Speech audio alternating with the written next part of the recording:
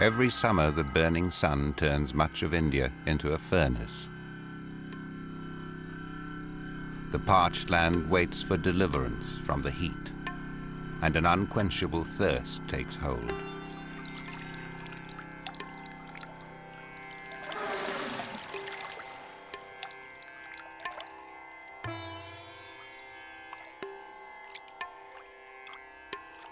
Every pool of water is precious.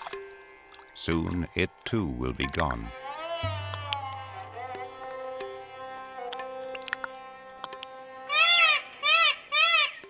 There is an old belief in India that when the peacock begins to dance, rain must be on its way. But often the peacock dances in vain, and the temperature soars ever higher. Yet without the heat, there can be no rain. For it is the build-up of hot air rising from the land that will bring cool winds rushing in from the ocean. And riding these winds will come that rain-bearing god of life, the monsoon.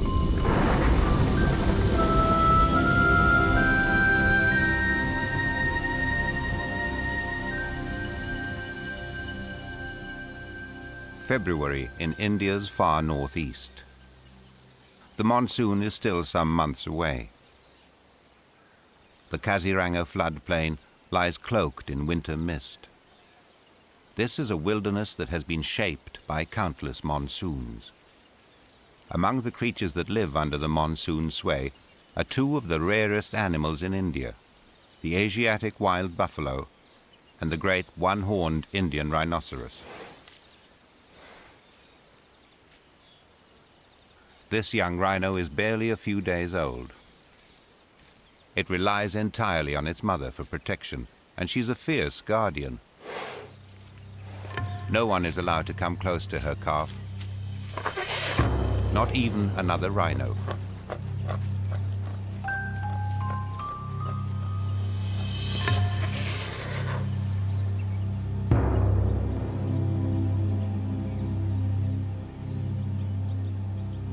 But other rhinos are no real threat to the calf.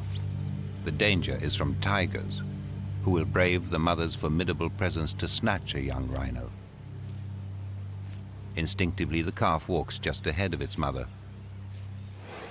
Like all rhinos, the mother has poor eyesight, and the calf's best chance of survival is to stay right under her eyes.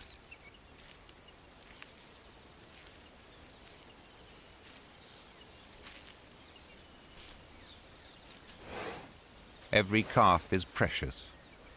There are only about 2,000 Indian rhinos left in the wild, and 2/3 of them live in this primeval corner of India. On a misty morning, every breath makes them look more like medieval dragons.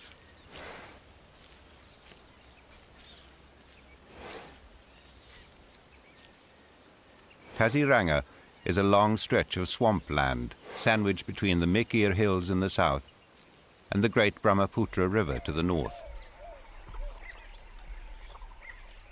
Over millions of years, the river has played a crucial role in shaping Kaziranga's destiny. The silt that it brings to the floodplain every monsoon makes this a land of exceptional fertility, a paradise for large animals. The luxuriant grasslands that dominate Kaziranga are home to some of the largest elephant herds in India.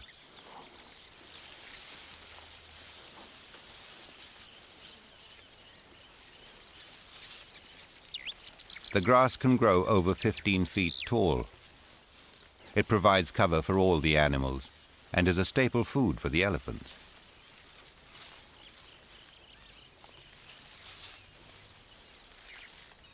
Rhinos prefer to feed on the shorter grass of the meadows.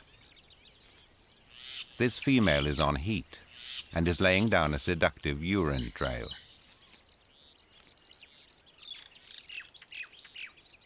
More than a mile away, a bull has picked up her scent. He follows the trail like a bloodhound.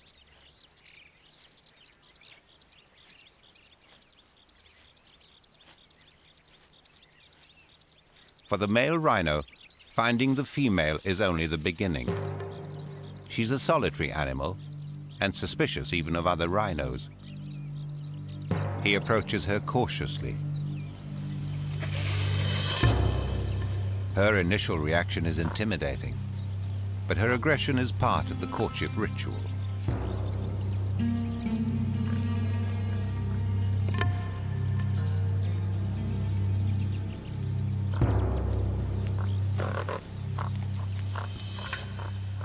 The next step in the courtship is a long chase, her way of testing his mettle. She sets the pace. He must follow.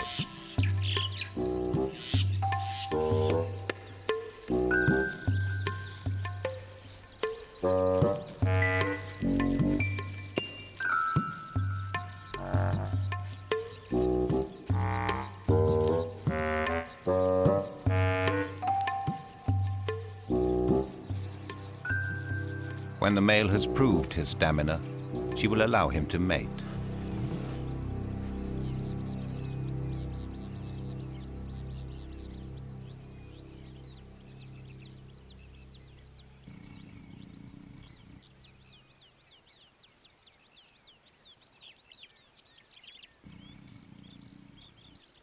Their coupling can last over an hour.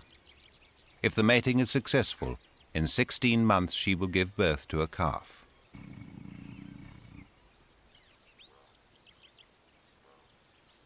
Lured by the female's trail, another bull appears. The female is tiring under the weight of her mate and is trying to dislodge him.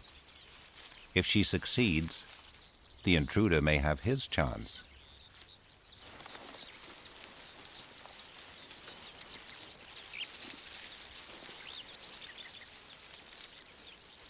Scattered amongst the grasslands are basins of water called beels, favorite fishing spots for pelicans. The floods of the last monsoon replenished the beels and restocked them with fish. With the advance of the dry season, the water levels in the beels start to fall, concentrating the fish and making it easier for the pelicans and the adjutant storks to feed. Soon the stock of fish in the beels will dwindle, and the birds will have to move on.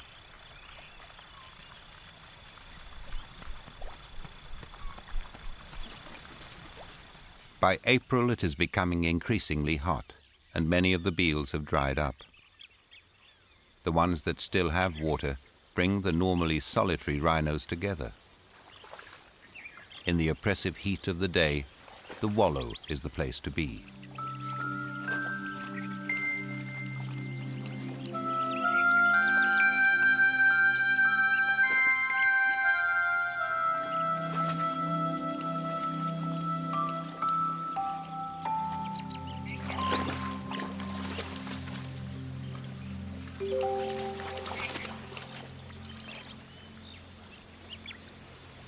Buffaloes also wallow to keep their bodies cool.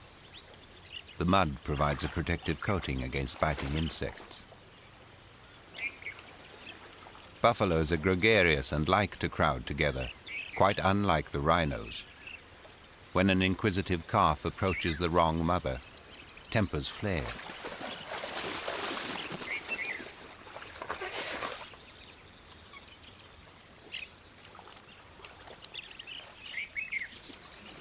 When one mother gives way, peace returns.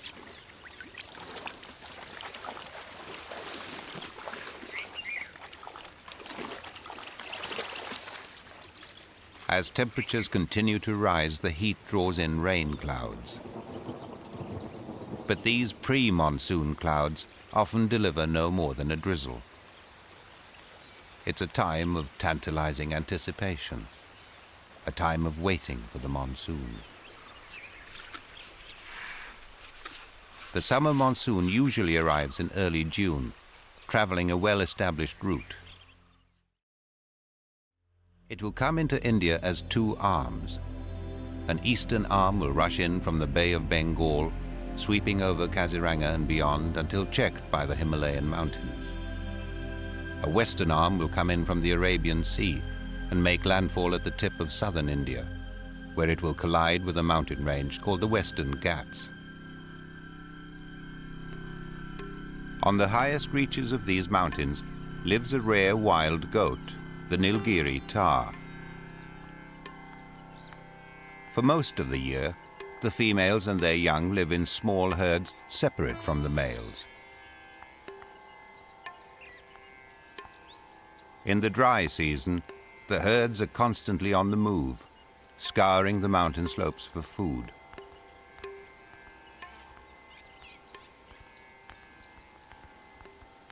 For the young tahr facing their first summer, life is particularly hard. The grass is coarse, and their mother's milk has all but dried up. Luckily, there have been some pre-monsoon showers, and a few clumps of grass have sprouted new shoots. Without this new growth, many young tahr would not survive.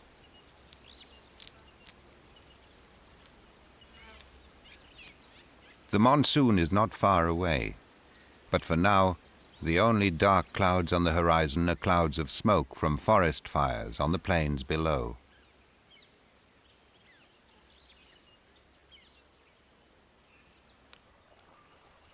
In the tinder dry forest, the water holes have been shrinking.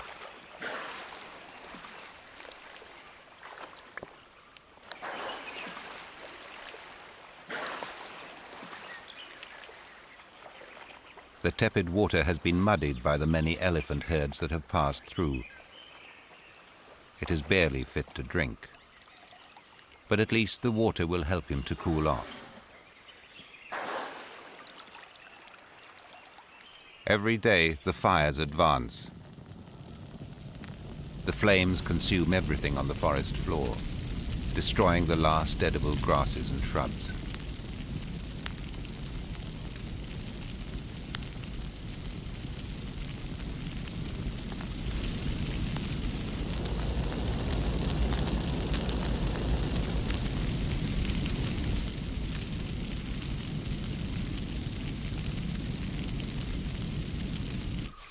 The fires and the lack of food have driven most of the elephants to the edge of the forest, where there's still some grass. But for animals that each require an average of 400 pounds of food every day, there is scarcely enough.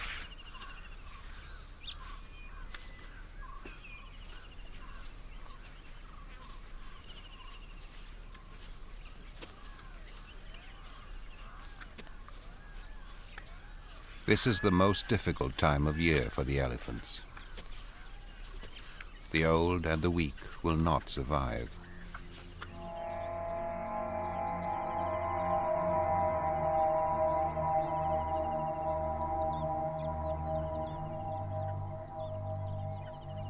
It's a time of easy pickings for the vultures. But the fortunes of the animals may soon be about to change. It is now early June, and a cool wind has sprung up from the southwest. From out over the Arabian Sea, the monsoon finally arrives in South India.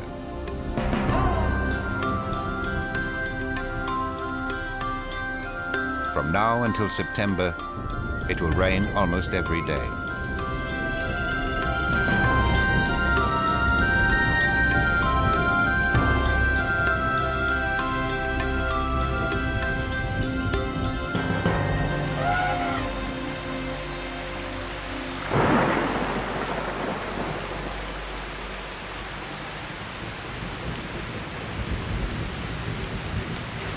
The spell of the dry season has been broken.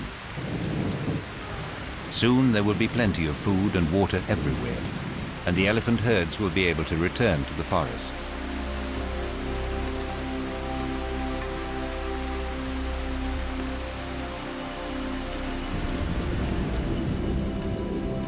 The monsoon clouds sweep inland until their path is blocked by the towering mountains of the Western Ghats. During the 4 months of the monsoon season, they will drench these slopes with over 20 feet of rain.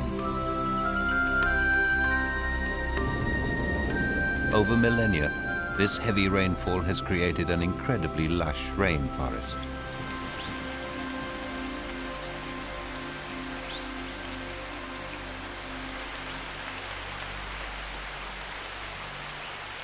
Within the forest, the rains awaken life.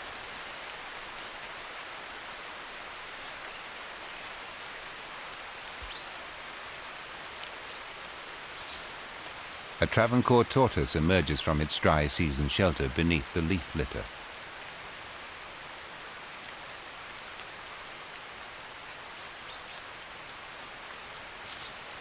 The rains trigger a new season of activity for the creatures of the forest. Soon there'll be enough water everywhere for the toads to breed. A giant forest snail feeds on the moss that springs up almost overnight on the rocks.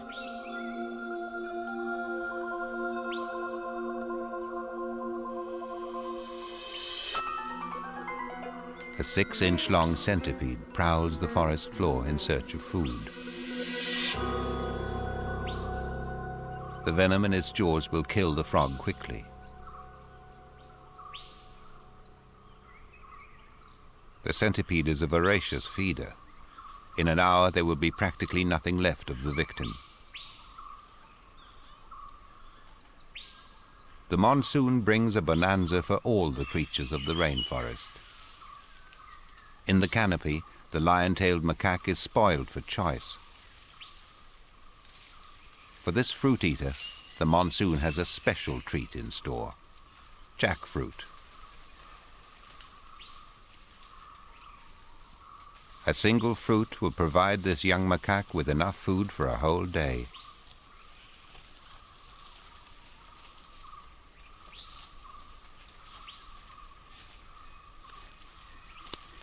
With coveted food like this, it's best to take it and run. The dominant male of the troop is just waking from a siesta. He'll have no qualms about snatching the fruit. The young macaque must eat as fast as he can.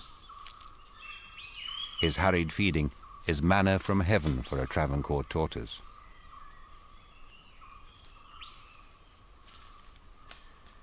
The fruit is sticky, but the tortoise has all the time it needs to relish it, unlike its nervous benefactor.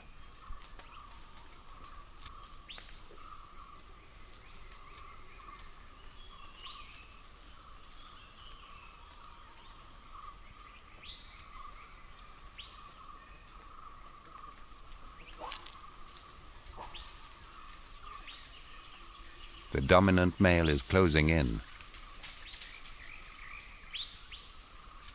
The youngster must make good his escape.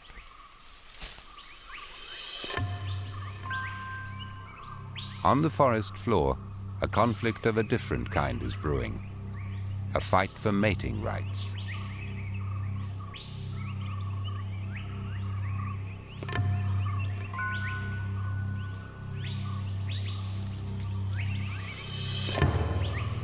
The older male on the right has moved into the younger male's territory and is meeting stiff resistance.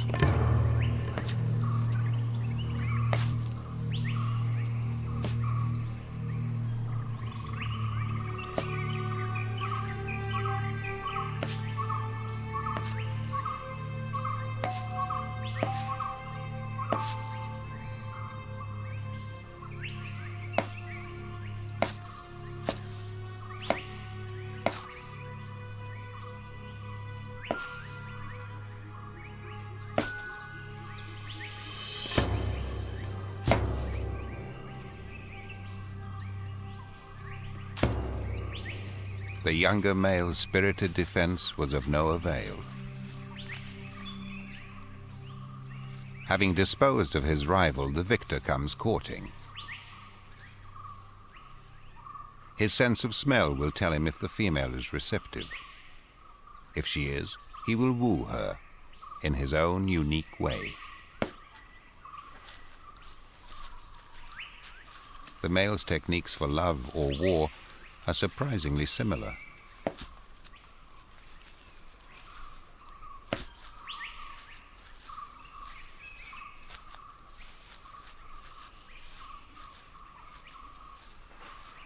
During the monsoon, the male will try and mate with as many females as possible.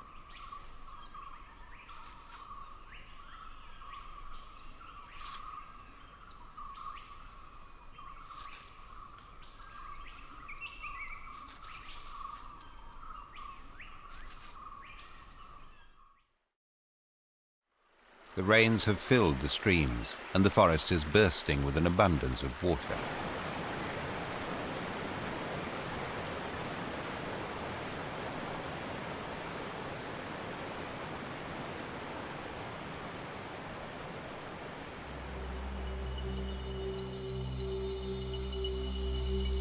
After every shower, the warm forest exhales water vapor back into the atmosphere, adding to the rainfall higher up the mountains where the tar live.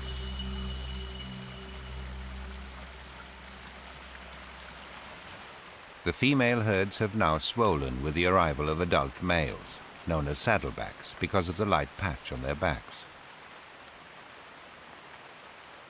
For most of the year, they live in bachelor herds. It's only during the monsoon that they join the females. Although some females are still suckling young, most will soon be ready to mate.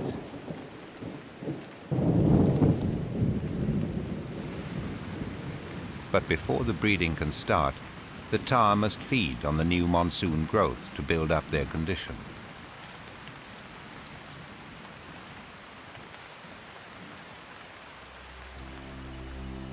The monsoon is now well established along the west coast of South India, where the rains will continue until September.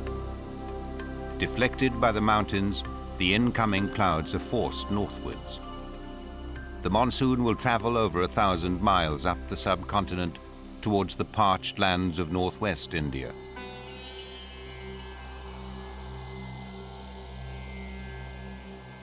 The incredible heat rising off the desert will help draw the monsoon north. But it may never get here. Some years it can exhaust itself during its long journey.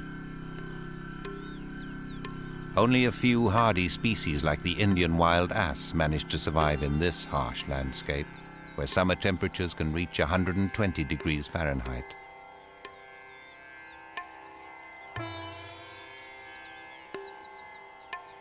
Desert has claimed large tracts of this part of India.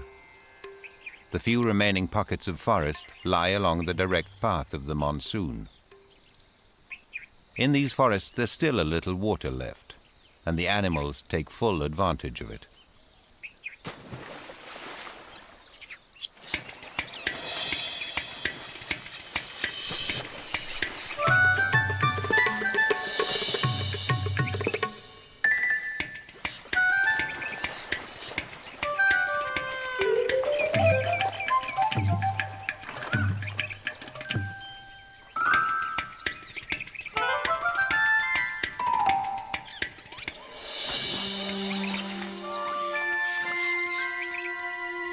The rhesus macaques play confidently because during the heat of the day, their arch enemy is asleep in another forest pool.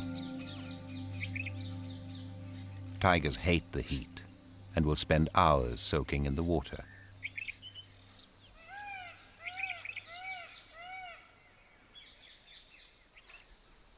These arid forests of Rajasthan in northwest India are the hottest areas inhabited by tigers. But despite the crippling heat, not all tigers can afford to loll in the water. This tigress has 2 nearly full-grown cubs, and to keep them fed, she has to hunt constantly. The dry, open forest makes concealment difficult and stalking almost impossible.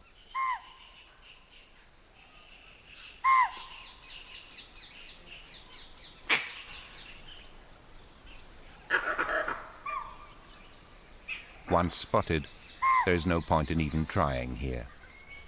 She's an ambush hunter who relies on stealth and surprise to make a kill.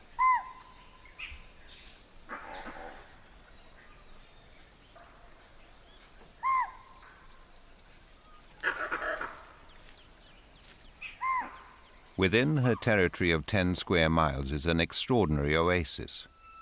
an ancient man-made lake where the hunting is good.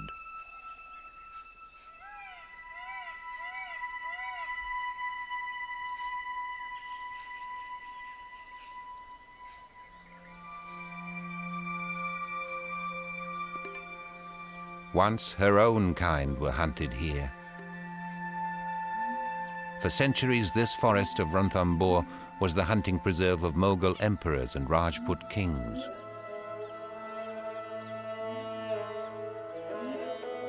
When their dynasties fell, their lodges and palaces reverted to the forest and its animals. The tigress may have given birth to her cubs in one of these ruins.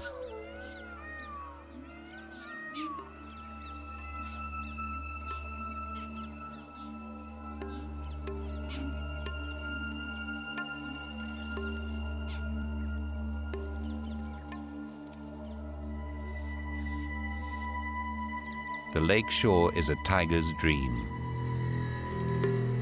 Arrayed before her, tantalizingly close, are prey animals of every kind.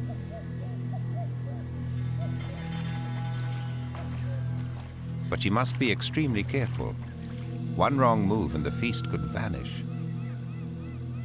She will only get one chance to make a kill.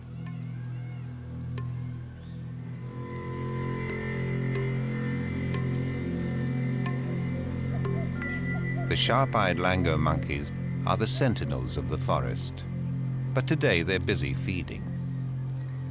The tigress has slipped past and will wait for her chance. The sambar deer feeding on waterweeds are unaware of the danger.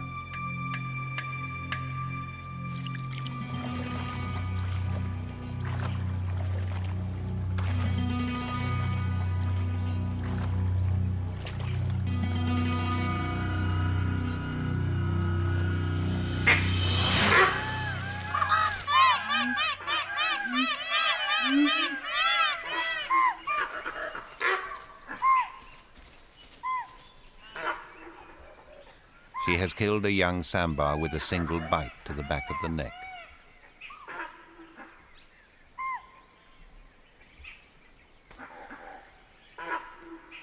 Tails raised in alarm, the rest of the sambar scatter.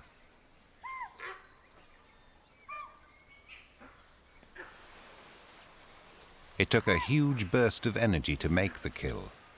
Now, the tigress must drag the carcass over a mile to where her cubs are waiting.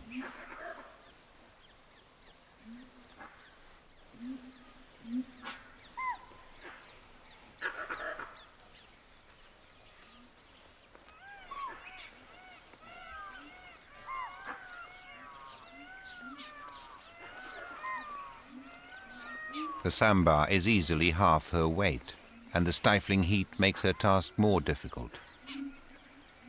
But at least the kill will feed her family for a couple of days.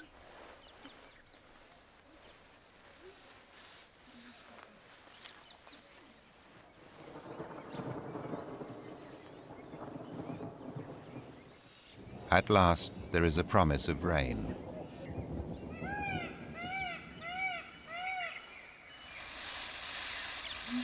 The peacock's courtship dance becomes more urgent.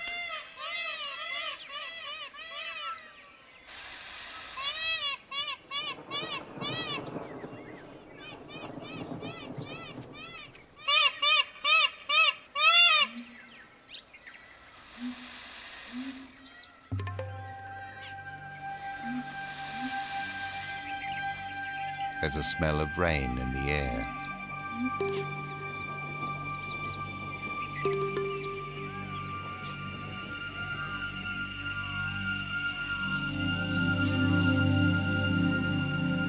Under cover of darkness, the monsoon arrives in Rajasthan.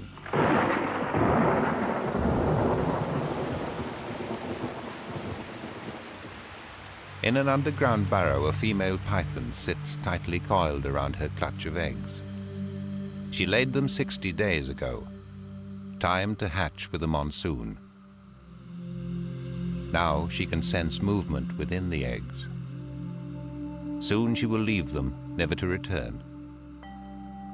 Her young will hatch on their own, They'll have no trouble fending for themselves in this season of plenty.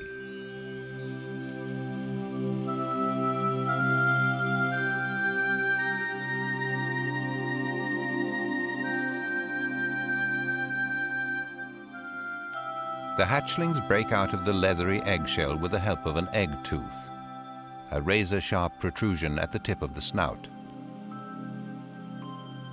Once they've slit the shell, the hatchlings will stay within the egg for a few more hours to absorb the remaining yolk.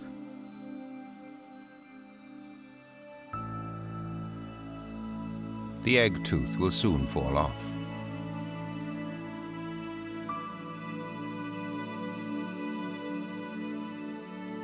The young pythons are almost 2 feet long when they hatch, big enough to crush a large mouse or a frog. But they will not have to hunt straight away. The yolk stored in their bodies will sustain them for about a week.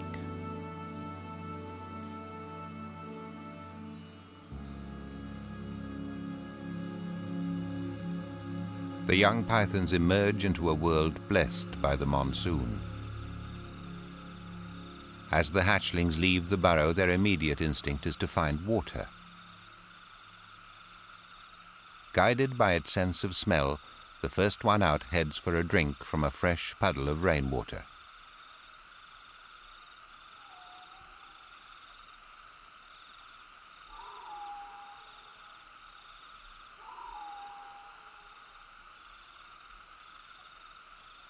Several times during the first few hours, it will try out its jaws.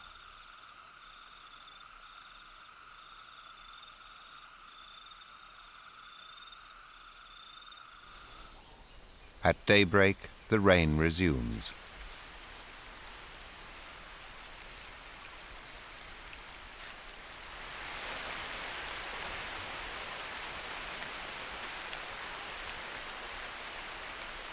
The downpours continue almost non-stop for a week.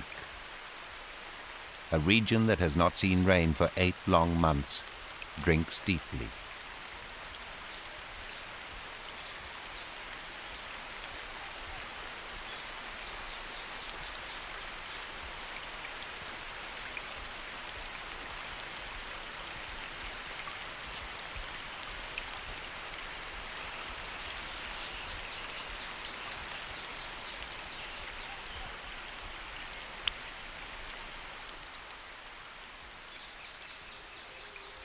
In this arid part of India, the effects of just a few days of rain are dramatic.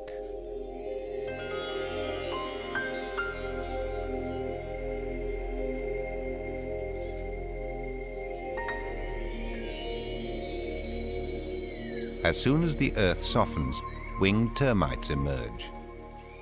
They've been nurtured in the nest by the smaller worker termites. With the arrival of the monsoon, they're now ready to fly out and start new colonies. The winged termites are packed with protein, nutritious morsels for a pied-crested cuckoo.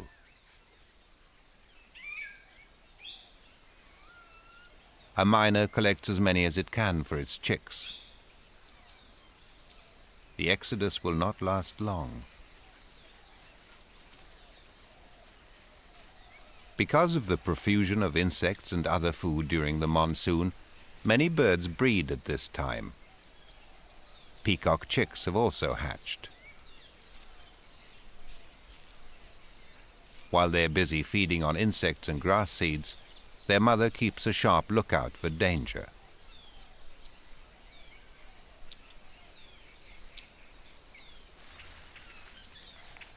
It's only the mother tigress, and she has no interest in baby peacocks.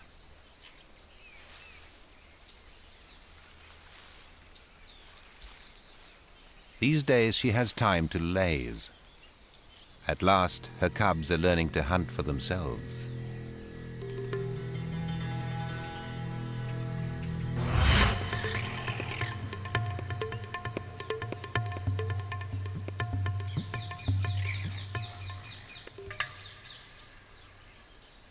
This cub still has a lot to learn about the art of stalking.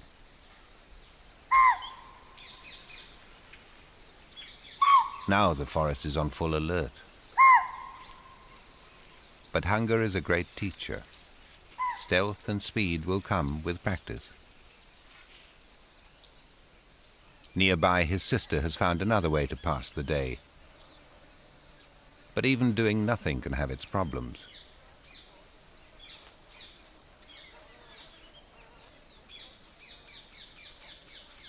The monsoon has produced a bumper crop of blood-sucking flies, and they are a real nuisance.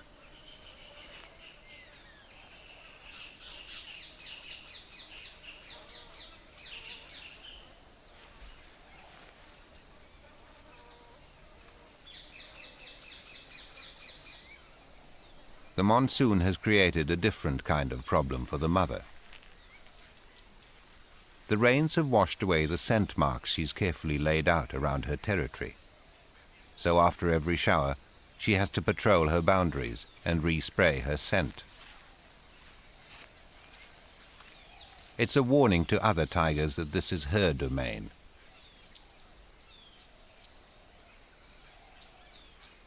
One day, when she's ready to have another litter, she'll push even her own cubs out. They'll have to stake their own claims to other parts of the forest.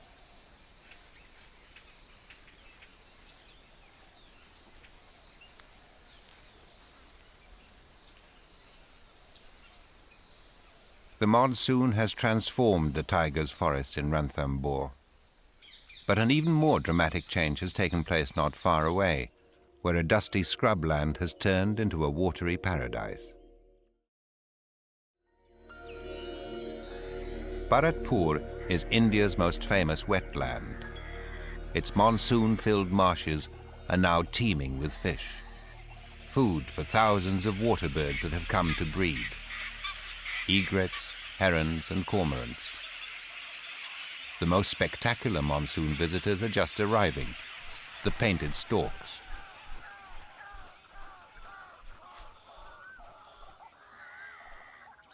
Both males and females sport the beautiful breeding colors that give these storks their name. Constant preening keeps them looking their best.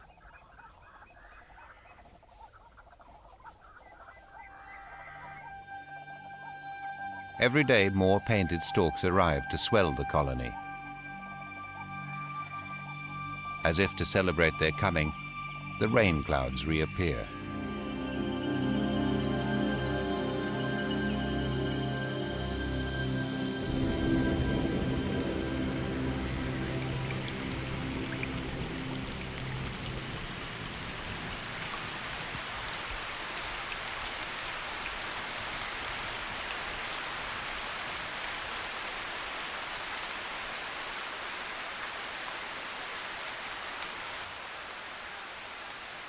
This weather pattern is typical of the summer monsoon, days of rain alternating with days of heat and humidity. It is this cycle of rain and sunshine that makes the marshes so rich.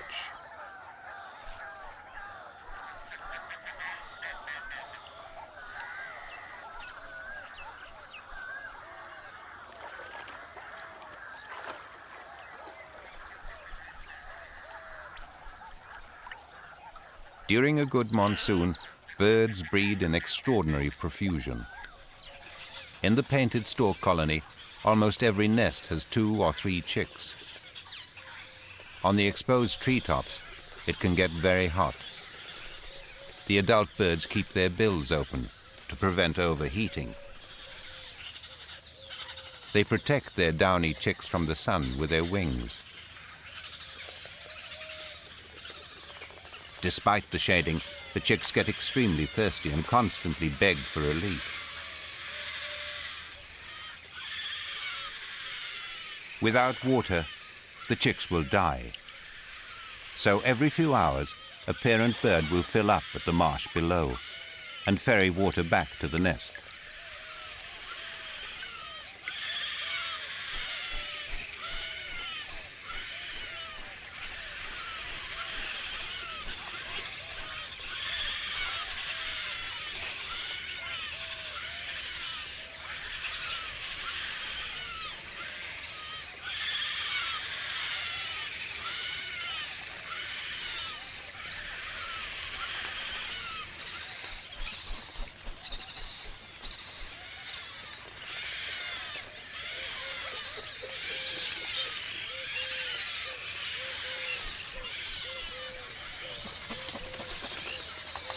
With the diligent care of both parents, the chicks will thrive.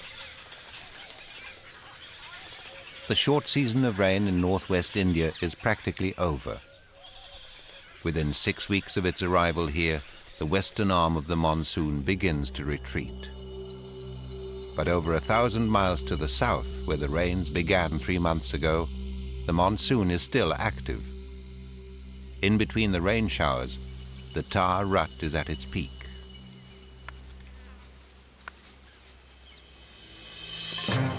The pheromones in the air are driving the males into a sexual frenzy. They chase the females relentlessly.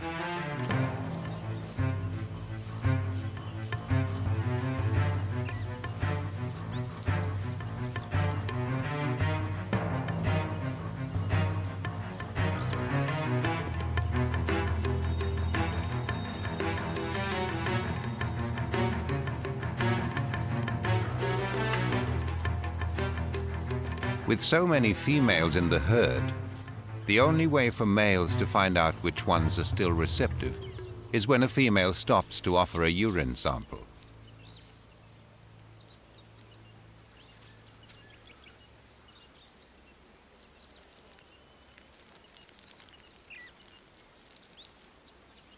The males, on the other hand, use their urine like an aftershave to advertise their presence. When a male finally finds a receptive female, the mating takes place without much ado.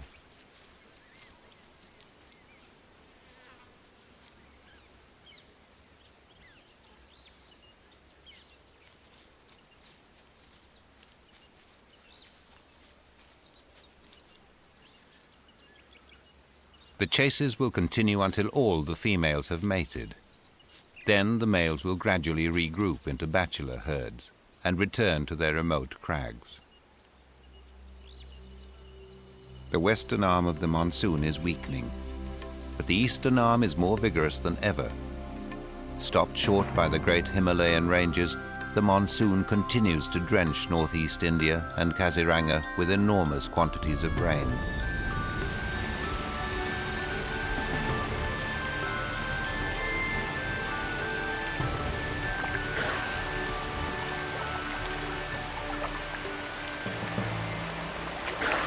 It has been raining heavily in Kaziranga for the last 3 months.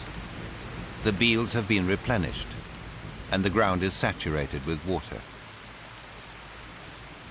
When the rains relent, the heat builds up again.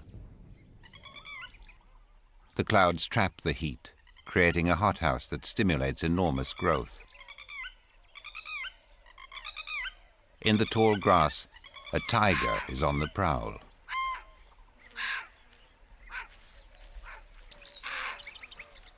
It's not after the fast-moving deer, but on the trail of something much more vulnerable, a baby rhino.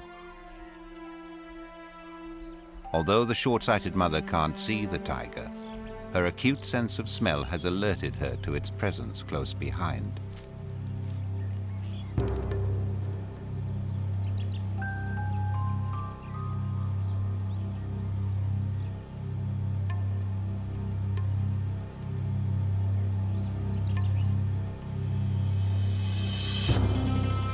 She is torn between chasing off the tiger and staying with her calf.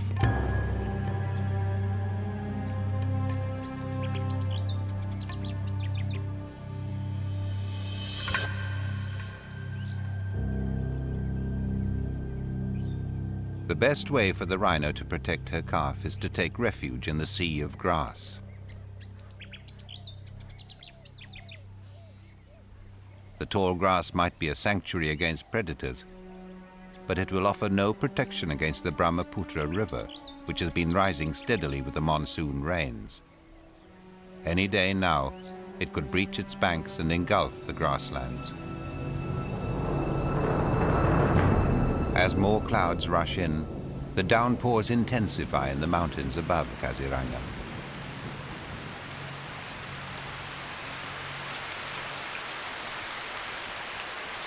The mountain forests have absorbed all the water they can hold. The runoff is now adding to the already swollen streams.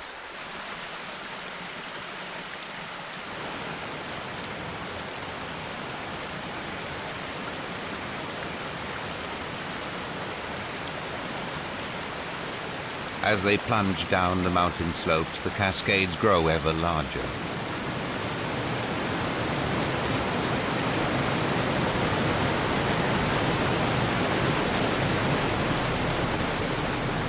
Finally, the torrents empty into the Brahmaputra. The river rises rapidly and invades the floodplain. The speed of the rising waters catches the animals by surprise, and they make for higher ground. Even this will soon be underwater. To escape the floods, the animals must reach the Mikir Hills to the south.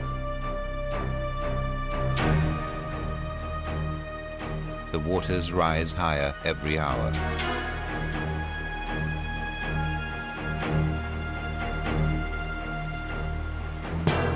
Animals that are too slow to escape can be swept away by the flood or drowned.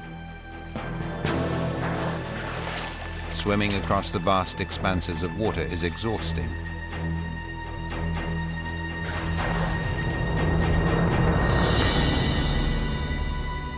Soon Kaziranga is under 12 feet of water. Only the tips of the tall grass are visible.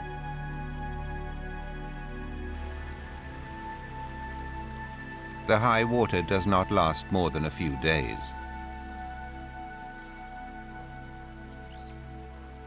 When the flood waters recede, the toll is revealed. This rhino is one of many creatures that have perished in the floods.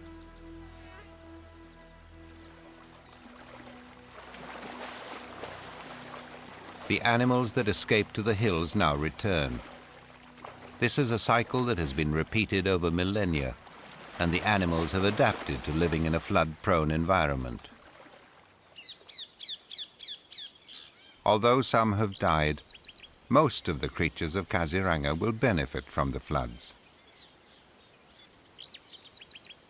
The rich silt and nutrients brought by the flood waters will further enrich the soil.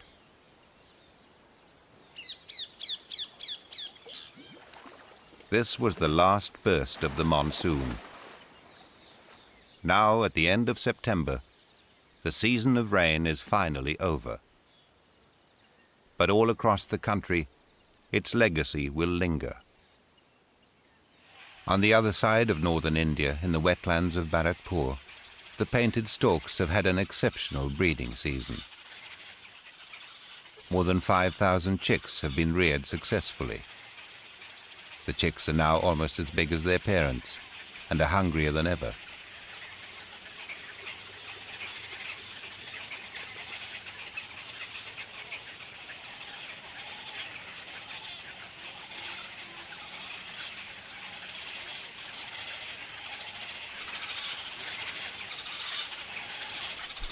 Thanks to the bounty of the monsoon, a whole new generation of painted storks is ready to take wing. All around, the marshes are bursting with the arrival of tens of thousands of waterfowl from Siberia, Mongolia, and China.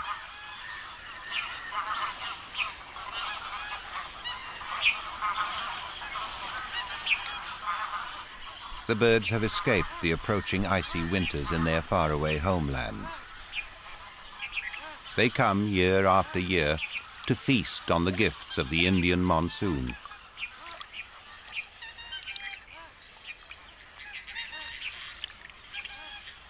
Over the winter months, they feed in the marshes.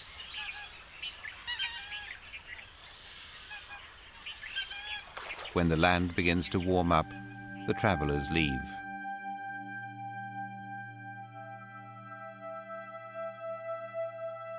As the temperature continues to rise, the lushness of the monsoon begins to fade. Everywhere, the water starts drying up.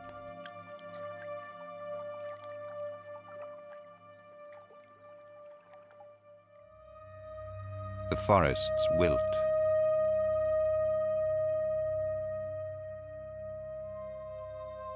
The last puddles evaporate, stranding all the creatures within. and the very life is sucked from the ground.